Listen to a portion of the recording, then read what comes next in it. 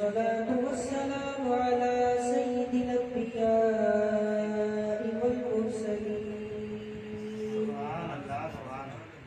أما بعد فأعوذ بالله من الشيطان الرجيم. بسم الله الرحمن الرحيم. قال الله تبارك وتعالى في كلامه المجيد والفرقان الحميد. هل أتى على الإنسان حين من الدهر لم يكن شيئا مذكورا.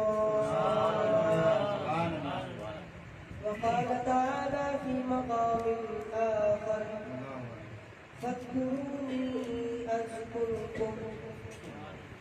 صدق الله العظيم.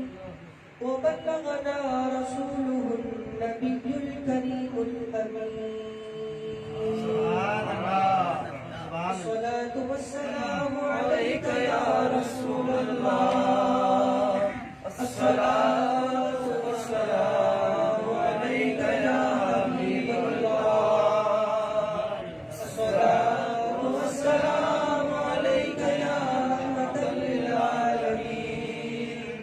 وعلى آلك وأصحابك يا خاتم الأنبياء والمرسلين. سبحان اللہ. سلام کے بعد واجب الاحترام بزرگوں اور سامعین محترم، اللہ تبارک و تعالیٰ سے دعا ہے کہ جو آیات طیبات میں نے تلاوت کی، رب کریم جل وعلا صحیح معنی میں اس کا مفہوم مجھے بیان کرنے اور ہم سب کو اس پر عمل کرنے کی توفیق عطا فرمائے. میں باقاعدہ کوئی خطیب تو ہوں نہیں، نہ ہی مجھے کتابت آتی ہے. پرسوں ماجد بھائی کا فون آیا کہ اپنی جان کا حکم ہے کہ زبان کا حکم کی تعمیل کرتے ہوئے اور اپنے مرشد قبلہ حبیب یا شہری رحمۃ اللہ علیہ کی اس کی محفل میں شرکت کی وجہ سے میں نے سوچا جو کچھ میرے اساتذہ نے پڑھایا قرآن و حدیث کے مطابق اس کو ہی بیان کروں. تو آپ ایسا میرے بارے میں نہ سوچیں کہ میں بہت زیادہ کوئی بڑا خطیب ہوں ایسی بات. ہاں لیکن قرآن و حدیث بیان کرنے کی کوشش ضرور کروں. جو پہلی آیت میں نے تلاوت کی، اللہ تبارک و تعالیٰ نے ارشاد فرمایا کہ انسان پر ایک ایسا بھی وقت تھا لم یکن شیئا مذکورا کہ وہ کوئی بھی قابل شے چیز نہیں تھا. ہماری پیدائش سے پہلے کون جانتا تھا؟ کوئی بھی نہیں جانتا تھا. والدین کو بھی نہیں پتا تھا. جب ہم پیدا ہوئے تو پھر انہوں نے نام رکھا. اس کے بعد سے ہم جانے لگے کہ یہ فلاں صاحب ہے، یہ فلاں صاحب ہے. اللہ تبارک و تعالیٰ نے اسی چیز کو ذکر فرمایا کہ انسان پر ایک ایسا وقت بھی تھا کہ وہ کوئی بھی قابل شے چیز نہیں تھا، قابل ذکر چیز وہ تھا ہی نہیں. پھر اللہ تبارک و تعالیٰ نے ہم پر فضل فرمایا اور ہمیں اس دنیا میں بھیجا تاکہ ہم اللہ کی عبادت کر سکیں، اس کے حبیب صلی اللہ علیہ وسلم کی تعریف و توصیف بیان کر سکیں، اس کے اولیاء کرام کا ذکر کر سکیں. اللہ تبارک و تعالیٰ نے پہلے تو یہ فرما دیا کہ وہ کوئی بھی قابل ذکر شے نہیں تھی. پھر اللہ تبارک و تعالیٰ نے جب پیدا فرما دیا تو پھر حکم دیا ہمیں اس کے ساتھ. پیدا فرمانے کے بعد فرمایا فاذکرونی اذکرکم، کہ تم میرا ذکر کرو میں تمہارا ذکر کروں. پہلے تو انسان کوئی قابل ذکر چیز ہی نہیں تھی. پھر اللہ تبارک و تعالیٰ نے پیدا فرمانے کے بعد حکم دے دیا کہ تم میرا ذکر کرو، اس کا بدلہ میں تمہارا ذکر کر کے اب سوچنے کی بات ہے کہ ایک انسان کی اوسط عمر وہ زیادہ سے زیادہ 70 سال. آج کے دور میں زیادہ سے زیادہ جو اوسط عمر بیان کی گئی ہے حدیث میں بھی اس امت کی، امت محمدیہ علیہ صاحب السلام کی، وہ زیادہ سے زیادہ 70 سال.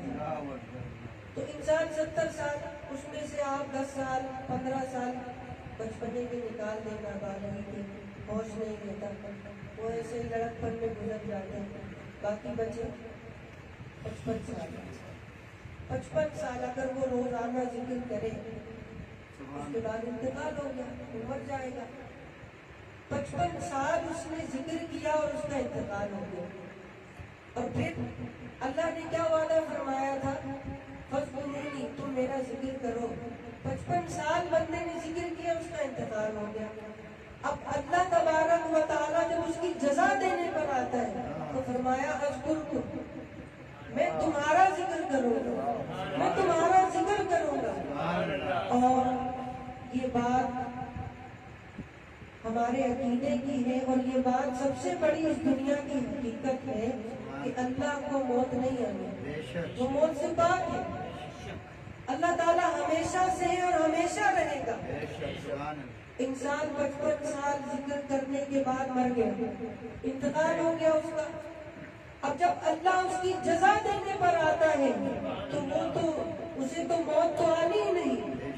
55 سال ذکر کرنے کے بعد بندے کا انتقال ہو گیا، وہ اس دنیا سے چلا گیا، اس کے سارے افعال اب موقوف ہو گئے، وہ اب کچھ بھی نہیں کر سکتا. لیکن اللہ تبارک و تعالیٰ اس کے اس مختصر سے عرصے کی جزا اتنی دیتا ہے کہ تا قیام قیامت اور قیامت کے بعد بھی اس کا ذکر دنیا میں جاری رہتا ہے اور جنت میں بھی جاری رہتا ہے. سبحان اللہ، سبحان اللہ. یہ اللہ تبارک و تعالیٰ ذکر کرنے کی فضیلت بیان فرمایا. اور یہ تو ایک عام بننے کی بات ہے. اور اگر ہم بات کریں اولیاء کاملین کی، بزرگان دین کی، تو پھر ان کے بارے میں اللہ کے پیارے رسول صلی اللہ علیہ وسلم نے ارشاد فرمایا کہ اللہ تبارک و تعالیٰ، صحیح مسلم کی حدیث ہے، اذا احب اللہ عبدا فنادى جبریل، کہ جب اللہ تبارک و تعالیٰ اپنے کسی بندے سے محبت فرماتا ہے تو جبریل کو بلاتا ہے، جبریل کو بلاتا ہے اور فرماتا ہے انی احببت فلانا فاحببہ، کہ جبریل میں زمین میں اپنے فلاں بندے سے محبت کرتا ہوں، تم بھی اس سے محبت کرنا. تو وہ جبریل بھی ان سے محبت کرنے لگ جاتا. اور بات یہیں تک نہیں رہتی کہ صرف اللہ محبت کرے، اس کے فرشتے جبریل محبت کرے. حدیث میں آتا ہے کہ جبریل آتے ہیں، فنادى جبریل فی اعلی السماء، کہ جبریل آسمان دنیا پر آتے ہیں اور فرشتوں کو، آسمان والوں کو مخاطب کر کے کہتے ہیں کہ اللہ تبارک و تعالیٰ اپنے فلاں بندے سے محبت کرتا ہے، تم بھی اس سے محبت کرنے لگے. تو سارے آسمان والے اس بندے سے محبت کرنے لگ جاتے ہیں. اور پھر یہی نہیں بلکہ پھر یہ بات دنیا میں بھی آتی ہے کہ دنیا والوں کو کہا جاتا ہے کہ اللہ اپنے فلاں بندے سے محبت کرتا ہے، تم اس سے محبت کرنے لگ جاؤ. سارے دنیا والے اس سے محبت کرنے لگ جاتے ہیں. حدیث میں آتا ہے فَيُولَعُ لَهُ الْقُبُولُ، اور اس کے لیے دنیا میں قبولیت رکھ دی جاتی ہے. وہ جو کچھ اللہ سے دعا کرتا ہے اللہ تبارک و تعالیٰ قبول فرماتا ہے. لیکن یہ مقام و مرتبہ ملتا کیسے ہے؟ یہ مقام و مرتبہ ملتا کیسے ہے؟ اللہ کے پیارے رسول صلی اللہ علیہ وسلم نے اس کی بھی وضاحت فرمائی. حدیث پاک ہے، صحیح بخاری شریف، مشہور حدیث ہے اور حدیث قدسی ہے کہ اللہ کے پیارے رسول صلی اللہ علیہ وسلم فرماتے ہیں کہ اللہ تبارک و تعالیٰ ارشاد فرماتا ہے. اس حدیث کو حضرت ابو ہریرہ رضی اللہ تعالیٰ عنہ نے روایت کیا. کہتے ہیں کہ من عادنی ولیا فقد آذنتہ بالحرب. اللہ فرماتا ہے کہ جو میرے کسی ولی سے عداوت رکھتا ہے، بغض رکھتا ہے، میں اس کے خلاف اعلان جنگ کرتا ہوں، اس کے خلاف اعلان جنگ کرتا ہوں. انسان اپنے سے طاقتور سے جیت نہیں سکتا. اگر کسی بھی اعتبار سے ہمارا مخالف پاور میں تو ہم اسے جیت نہیں سکتے. یہ دنیا کی حقیقت ہے. لیکن اللہ سے زیادہ پاورفل کون ہوگا؟ اللہ سے زیادہ طاقت والا کون ہوگا؟ اللہ اس فرماتا ہے کہ جو میرے کسی ولی سے بغض رکھے، عداوت رکھے، میں اس کے خلاف اعلان جنگ کرتا ہوں. تو جس کے خلاف اللہ اعلان جنگ کر دے اس کا کیا بنے گا؟ تو بزرگوں سے عداوت اور بغض نہیں رکھنا چاہیے. اس حدیث سے پتہ چلا. آگے فرمایا کہ ولی بنتا کیسے ہے؟ فرمایا وما تقرب الی عبدی بشیء احب الی مما افترضت علیہ. سبحان اللہ. کہ میرا بندہ فرائض کے ذریعے میری قربت حاصل نہیں کرتا. یعنی نماز پڑھنا فرض ہے، وہ ہم سب پر فرض ہے. جتنے بھی مسلمان ہیں، چاہے عام ہو، خاص ہو، نبی ہو، ولی ہو، سب پر فرض ہے. صحابی ہو، سب پر نماز فرض ہے. اس معاملے میں سب برابر ہیں، سب کو ادا کرتے ہیں. جب نماز کا وقت آئے گا، چاہے کوئی صحابی ہو، نبی ہو، فرشتہ ہو یا ولی ہو، کوئی بھی ہو، عام مسلمان ہو، سب کو نماز پڑھنی ہے. جب رمضان آئے گا سب کو روزہ رکھنا فرض ہے. حج اللہ تعالیٰ نے جس کو استطاعت دی ہے اس پر فرض ہے، اس کو کرنا ہے. صرف فرض سے بات نہیں بنتی. فرض کے ذریعے اللہ کا قرب نہیں ملتا، بلکہ قرب کیسے ملتا ہے؟ فرمایا وما یزال عبدی یتقرب الی بالنوافل. اور میرا بندہ میرا قرب نوافل کے ذریعے حاصل کرتا ہے، نفلی عبادات کے ذریعے. فرض تو لامحالہ کرنا ہے، فرض تو ادا کرنا ہی کرنا ہے. وہ تو اللہ نے فرض کیا ہے، اس کی وجہ سے ولایت نہیں ملتی، بلکہ ولایت ملتی ہے دیگر نفلی کاموں سے. اللہ نے 30 روزے فرض کیے ہیں، اس کے علاوہ آپ روزے رکھتے رہے، اللہ آپ کو ولایت عطا فرمائے گا. اللہ نے 5 وقت کی نمازیں فرض کی ہیں، اس کے علاوہ نمازیں پڑھتے رہے، تو پڑھتے رہے اللہ تبارک و تعالیٰ آپ کو ولایت عطا فرمائے گا. اللہ نے زکوٰۃ فرض کی ہے صاحب حیثیت پر، صاحب نصاب پر. آپ اس کے علاوہ صدقات و خیرات کرتے رہے، اللہ تبارک و تعالیٰ اس نفلی صدقات کے ذریعے آپ کو ولایت عطا فرمائے گا. تو یہ ولایت حاصل کرنے کا طریقہ بتایا. اور پھر جب بندہ اللہ کا ولی بن جاتا ہے تو کیا ہوتا ہے؟ اسی حدیث میں اللہ فرماتا ہے فَإِذَا أَحْبَبْتُهُ. جب میں کسی سے محبت کرنے لگ جاتا ہوں نوافل کے ذریعے، جو میرا قرب حاصل کرتا ہے، میں جب اس سے محبت کرنے لگ جاتا ہوں تو اللہ فرماتا ہے كُنتُ سَمْعَهُ الَّذِي يَسْمَعُ بِهِ. میں اس کے کان بن جاتا ہوں جس سے وہ سنتا ہے. تو گویا اب اللہ کے ولی کا سننا نہیں بلکہ اللہ کا سننا ہے. اور فرمایا وَبَصَرَهُ الَّذِي يُبْصِرُ بِهِ. اور میں اس کی آنکھ بن جاتا ہوں جس سے وہ دیکھتا ہے. تو گویا اب اس اللہ کے ولی کا دیکھنا نہ ہوا بلکہ اللہ کا دیکھنا ہوا. اور فرمایا وَيَدَهُ الَّتِي يَبْطِشُ بِهَا. اور میں اس کے ہاتھ بن جاتا ہوں جس سے وہ پکڑتا ہے یا کسی کو کچھ دیتا ہے. اور فرمایا وَرِجْلَهُ الَّتِي يَمْشِي بِهَا. اور میں اس کے پیر بن جاتا ہوں جس کے ذریعے وہ چلتا ہے. گویا اب وہ اگر زمین پر چل رہا ہے تو اس کا چلنا نہیں ہوا بلکہ اللہ کا چلنا ہوا. اور فرمایا اور بات یہیں تک نہیں بلکہ فرمایا وَإِنْ سَأَلَنِي لَأُوتِيَنَّهُ. اگر وہ مجھ سے کسی چیز کے بارے میں سوال کر لے تو میں ضرور عطا کرتا ہوں. تو اس میں ہمیں یہ بھی پتہ چلا کہ اللہ والوں کے پاس جا کر دعا کروانی چاہیے کہ ہم دعا کریں، اللہ دعا قبول کرے نہ کرے یہ اس کی مرضی. لیکن ان لوگوں سے تو اللہ نے وعدہ فرمایا ہے کہ وہ جو سوال کریں گے میں انہیں ضرور عطا کروں گا. اللہ تبارک و تعالیٰ نے مبالغے کا لفظ استعمال فرمایا لَأُوتِيَنَّهُ. میں ضرور عطا کروں گا اسے. اور فرمایا وَلَئِنِ اسْتَأْذَنِي لَأُوتِيَنَّهُ. اور اگر وہ کسی چیز سے میری پناہ چاہے تو میں اس کو اس چیز سے پناہ عطا فرماؤں. یہ اللہ تبارک و تعالیٰ نے اپنے اولیاء کے بارے میں فرمایا. تو میں یہاں پر یہ بھی ایک چیز सच है कि वली तो बस वही होता है कि जिसको हम हवा में उड़ते देखें, या जो हमारे काम आसान कर दे, या जो हमारी मुश्किलात में आसानियां पैदा कर दे, या जो हमारे यूं करे हाथ और कोई चीज ला के दे दे, इस तरह की जो करामात। तो ये याद रख लीजिए कि ये अल्लाह तबारक व तआला के औलिया के नजदीक इसकी मामूली सी भी हैसियत है। करामात की उनके नजदीक, औलिया के नजदीक कोई हैसियत नहीं है।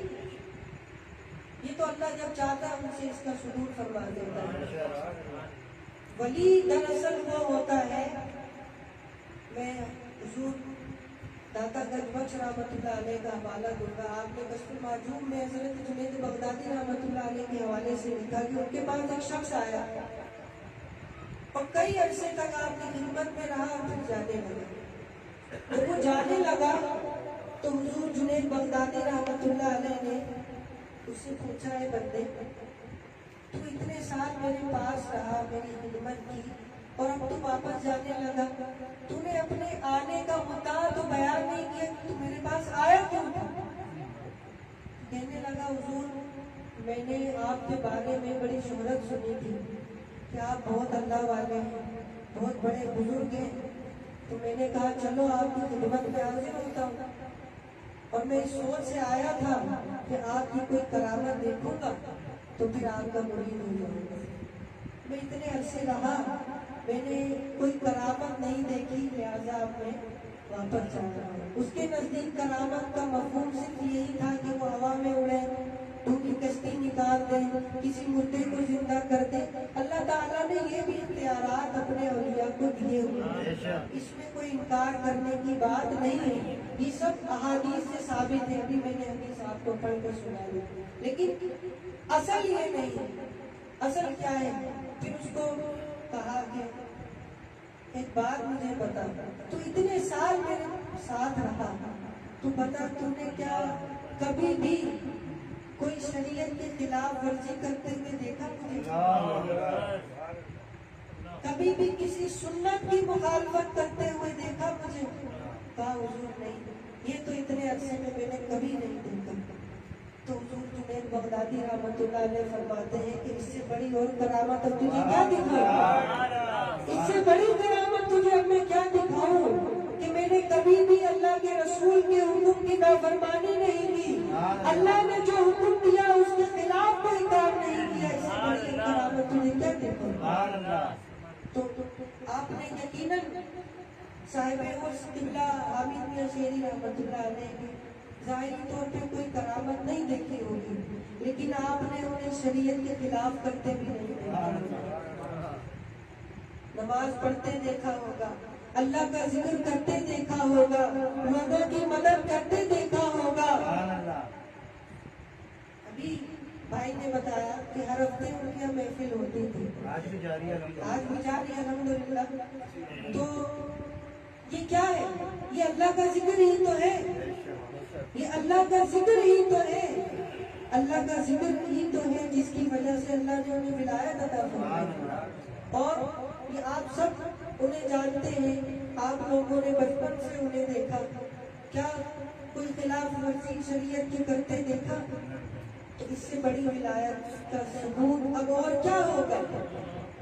यकीनन आप अल्लाह के वली थे और यकीनन वो अल्लाह ने उन्हें इख्तियार दिया है कि बरोज़े क़यामत वो हम सब जो उनसे मोहब्बत करते हैं उनकी शफाअत फरमाएंगे।